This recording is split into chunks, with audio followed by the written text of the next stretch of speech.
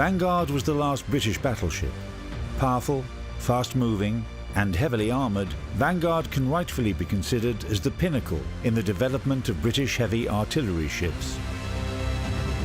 The idea of designing a new battleship was born in the British Admiralty in 1939, when the British Navy suffered a lack of new battleships in the face of the imminent war. Their construction was halted due to delays in developing 406mm guns for the Lion-class battleships.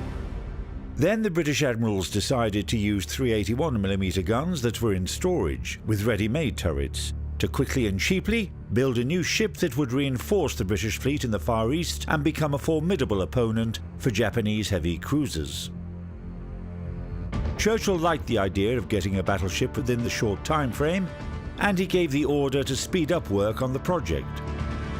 Battleship Vanguard was laid down on October 2, 1941, at a shipyard owned by John Brown and Company, which had previously constructed ocean-going liners RMS Lusitania and RMS Queen Elizabeth, Battleship Hood, and many other well-known ships.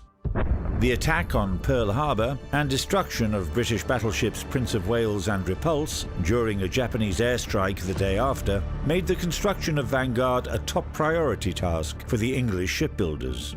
Attempts were made to improve the battleship's anti-torpedo defences and significantly reinforce her AA artillery. However, the ship's construction fell behind schedule due to a lack of qualified staff.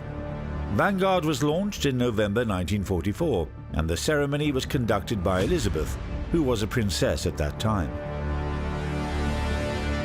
The British didn't manage to finish work on the ship prior to the end of World War II, and she entered service only in August 1946.